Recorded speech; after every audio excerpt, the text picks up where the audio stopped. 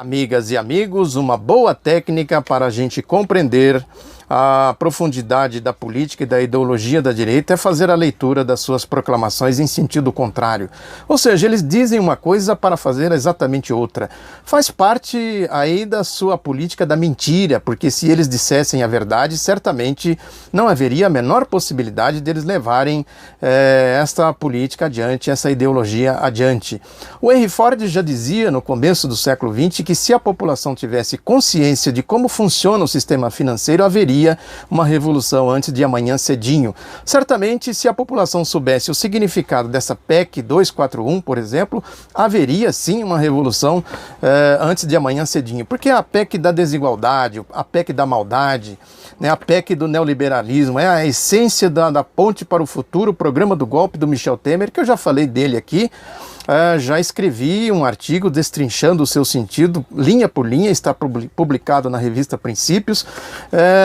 Portanto, é importante também que a gente tenha na devida conta que essa PEC 241 ela abre portas para outras medidas de conteúdo também nefasto, então, de maldade, né? Que é a reforma aí da Previdência, a reforma trabalhista, a reforma política, no sentido de tirar direitos do povo, para atender aí a lógica do mercado financeiro, do mundo das finanças, do mundo da bufunfa. Dentro daquela constatação de que 1% da população mundial detém a mesma riqueza que os outros 99%. Esta PEC 241, a reforma da Previdência, a reforma trabalhista e outras reformas de conteúdo conservador da ponte para o futuro do golpe, na verdade, o interesse desse 1% nas proporções devidas, evidentemente. E aí a leitura no sentido contrário é exatamente isso, quer dizer, a ponte para o futuro, na verdade, é a pinguela para o passado, a pinguela para o século XIX, que poucos sobreviverão do povo nessa travessia se ela for levada às últimas consequências em direção aí ao século XIX, que é a ideologia da direita, falei muito disso aqui, a ideologia do escravagismo.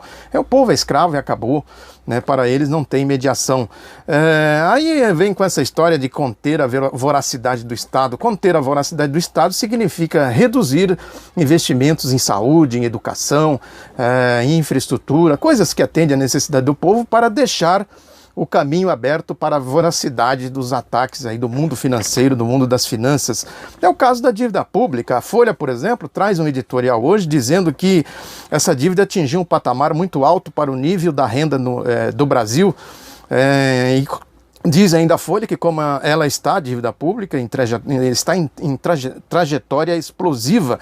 Ela saiu de 51,7% do PIB em 2013 para 70,1% em agosto desse ano. E diz que, mantido o ritmo atual, passará de 90% até 2020. Agora é importante, a Folha não diz que ela está aqui, na verdade, defendendo a lógica da Fiesp, desse manifesto que eles publicaram aí nos jornais os jornalões, né, na edição de domingo, com mais de 600 entidades patronais assinando o manifesto a favor da PEC 241, né, porque não se diz a origem desta dívida pública, né, como que ela surgiu, como que ela cresceu, como ela se tornou explosiva, que é exatamente o sentido do projeto neoliberal do Fernando Henrique Cardoso. Quando ele assumiu, o Itamar Franco já deu um alerta, né, pedindo para que aquela cláusula da Constituição de limitar a taxa de juros em 12% fosse regulamentada. Porque ele sabia que o projeto neoliberal avançaria para cima do orçamento público. No entanto, o Itamar já era uma voz isolada, a mídia assumiu o Plano Real, assumiu a Selic, que foi instituída logo em seguida, que é a institucionalização do acesso das finanças no orçamento público, e que é aí a PEC 241 na sua inteireza. A mesma lógica lá daquelas crises na Europa, né, que precisa ter ali um limite de gastos, de investimentos, né, nas questões básicas, estão desmontando o estado de bem-estar social justamente para atender o interesse das finanças. É o projeto neoliberal. Na Grécia, por exemplo, a gente está vendo lá aqueles pacotes de maldades, de privatarias, de ataques aos direitos dos trabalhadores, dos aposentados, e vai por aí afora. A taxa de juros aqui no Brasil, ela, depois que o Fernando Henrique assumiu, ela explodiu, ela foi a 60%, até mais que isso, né? Depois ela reduziu um pouco, ficou ali altíssima, e só o governo Lula e o governo Dilma que começaram a administrar a sua redução, com limitações políticas, evidentemente, a mídia cercando, atacando com essas campanhas de violências aí, de denúncias, denúncia mania, né? Mensalão, depois Petrolão, essas palhaçadas aí que a direita se especializou em fazer, justamente se utilizando da mentira, né? Naquela lógica que eu falei aqui no início de trocar o sinal. Eles dizem uma coisa querendo dizer outra, né? Quer dizer, na verdade, fazem essas campanhas no interesse de passar a mão aí no orçamento, no dinheiro da população, dos impostos que a população paga. Ou seja, há, sem dúvida alguma, nessa PEC 241, esta lógica, né? Porque, como eu disse aqui, ela vai abrir as portas para outras reformas e ela certamente levará adiante esse parasitismo do neoliberalismo aí nas finanças públicas. Eles estavam vendo a situação, né, crítica com a política de redução da taxa de juros, né? A Dilma, por exemplo, foi a que conseguiu trazer a Selic para o patamar abaixo de 2 dígitos e, coincidentemente, foi aí que começaram os ataques a ela, a onda golpista. É importante a gente fazer essa leitura para a gente compreender o que está por trás do golpe, qual é o sentido da política e da ideologia do golpe. Está aí um bom exemplo, né? A Dilma puxando a taxa de juros, reduzindo a relação, a correlação PIB e dívida pública, e consequentemente ela começou a sofrer aquelas pancadarias, aquelas campanhas da Globo, o tomate que subiu, a inflação que disparou. Claramente uma politicagem aí da direita que depois redundou aí na fraude do impeachment e do golpe. É assim que eles agem, é assim que eles fazem, né? Por isso eles precisam conter a esquerda, precisa conter, tirar a liberdade de expressão, desconstruir a imagem da esquerda, porque é a esquerda que denuncia tudo isso, é a esquerda que vai erguer barricadas contra esse avanço de volta ao século XIX. Eles usam PT, essa desconstrução do PT, esse cerco ao Lula, essa campanha de difamação da Dilma. O sentido é exatamente esse, não tem outro sentido. Podem procurar, podem pesquisar, podem refletir que não há outro sentido a não ser a desconstrução da oposição a essa lógica neoliberal, essa lógica do dinheiro. Se utilizam de manobras diversionistas nessa questão da Operação Lava Jato. Volta a falar da Operação Lava Jato, sim, porque ela é a ponta de lança do golpismo, dessa turma do dinheiro, são os principais serviçais dessa turma do dinheiro, é essa equipe da Operação Lava Jato. Tem aí, por exemplo, essas notícias aí de que o Marcelo Odebrecht, né, que aí ele revelaria coisas que não interessam para a turma do golpe. Vira e mexe aparece aí a denúncia contra o Fernando Henrique, contra o PSDB, contra o Aécio, contra o Serra, mas isso é só cortina de fumaça, esconde o essencial, isso some. Não nos iludamos que a Operação Lava Jato vai pegar essa gente, não vai. Eu afirmo categoricamente, não vai, porque essa turma de corruptos, os verdadeiros corruptos, é a turma deles. É aquela lógica, né, que esconde, congela o que não interessa para eles e amplifica o que faz parte aí, o que faz sentido para a Operação Lava Jato, para a direita, para o golpe, para o mundo das finanças. O Rubens Recupero já dizia isso na época do Fernando Henrique, quando ele assumiu o Ministério da Fazenda no lugar do Fernando Henrique, ele falou aquela história, né, a gente esconde o que não interessa e revela o que interessa. Varrem para debaixo do tapete. A lógica da Operação Lava Jato com o Odebrecht é exatamente isso. Aí a Folha está dizendo que o Marcelo Odebrecht não quer fazer a delação, né, porque ele atribui, ele diz que são muitos dos crimes que são atribuídos a eles, ao Odebrecht, né, aos seus executivos e a ele, né, simplesmente não existe. Ele, segundo a Folha também, ele chegou a entrar em atrito com os advogados, né, porque os procuradores da Lava Jato dizem que ele não está contribuindo da maneira como esperavam. Ou seja, eles querem que o Marcelo Odebrecht faça a delação de acordo com o que eles querem. Está explícito na Folha de São Paulo, não conforme o Marcelo Odebrecht quer. Ou seja, inclusive violando a lei das delações, que a lei diz que a delação tem que ser espontânea.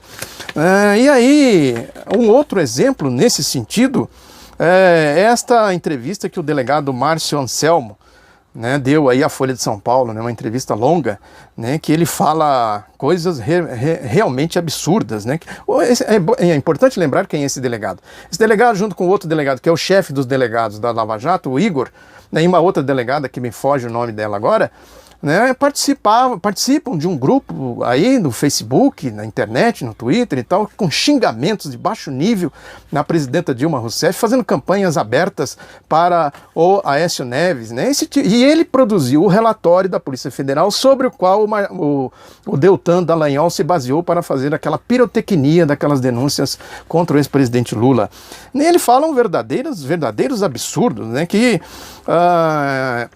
ele fala que um dos principais, esse delegado ganhou esse status de ser um dos principais delegados da Operação Lava Jato, exatamente por atitudes como essa do relatório, que depois é uma mentiraiada, já falei desse relatório, é uma mentira de alto a baixo. Né? A gente pega, vai vendo detalhes, pontos por ponto, já analisei isso aqui, a gente vai ver o baixo nível desse delegado.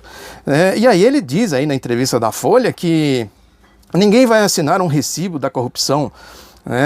Ele está lançando um livro, é importante lembrar disso, né, sobre delação, não sei exatamente o nome do livro, né, que ele fala que, nessa entrevista, né, ele fala que é difícil haver provas diretas em casos de corrupção e lavagem de dinheiro, mas um conjunto de indícios já é suficiente para incriminar alguém. Ou seja, se a regra vale para lá, não vale para cá, vale para ele. Ele tem vários indícios aqui de que ele está mentindo. Né? São provas concretas, reais, a escritura do sítio de Atibaia, né? Todas as delações, que eles inclusive divulgaram algumas, não todas, né? Apontam exatamente, são indícios contra ele, contra o relatório dele, mostrando que ele está mentindo. Né? E aí, ademais, as atitudes deles de xingamento, dele e dos outros delegados ali que participaram desse grupo, né, de xingamentos e de campanhas abertas aí na época da eleição de 2014 a favor do Aécio Neves. Ou seja, se não tem provas, é preciso procurar essas provas. Né? As acusações têm que partir da objetividade para atingir a subjetividade. Na objetividade, a subjetividade dele é uma mentira. Todas as provas materiais estão contra ele. Ou seja, é a lógica da direita, né? A lógica da ideologia. Como eu falei aqui, quer dizer, é só fazer a leitura em sentido contrário. Aí ele fala também dos vazamentos seletivos, né, que ele fala na entrevista da Folha, isso não existe. Qual seria o interesse se a gente perder a efetividade de uma medida? É muito mais útil que a gente consiga o sigilo. Como a Lava Jato é muito grande, você tem interesse de todos os lados. Tem notícias de colaboração que nem existe. Às vezes usam isso para passar recado. Ou seja, ele está querendo enganar a quem? Quem é que faz esses vazamentos? Quem vazou aquela história lá da delação do Léo Pinheiro para a revista Veja? Sabe? Santinhos? É difícil de acreditar, né? Por todo o seu histórico. Quer dizer, todos os indícios, na lógica dele, estão contra ele. Né? Portanto, a gente precisa, repito aqui mais uma vez, de que a gente precisa fazer a leitura no sentido contrário. Aqui ele está querendo passar mel na boca de incautos, né? Tratando os leitores, tratando o povo, tratando o público como otários. Todo mundo sabe o comportamento dessa gente. Se não sabe, é só procurar na internet que vai achar aí os comportamentos deles, como eu disse, de xingamentos à presidenta Dilma Rousseff e de campanhas abertas aí a favor do PSDB. Né, da direita, na verdade. O PSDB era o instrumento que eles tinham na época, né, e que eles certamente vão se utilizar dele. Né. Agora, o xodó deles é a mídia, né, porque a mídia que é o conluio, né, porque a mídia que faz o que a mídia disser para eles fazerem, eles vão fazendo. Né. Uma hora é o PSDB, outra hora, eventualmente, pode ser outro, como agora eles estão aí a cavalo nessa turma aí do golpe, essa turma esses larápios aí da equipe do Michel Temer. É isso, muito obrigado pela atenção, até a próxima, um abraço, curta, compartilhe e se inscreva.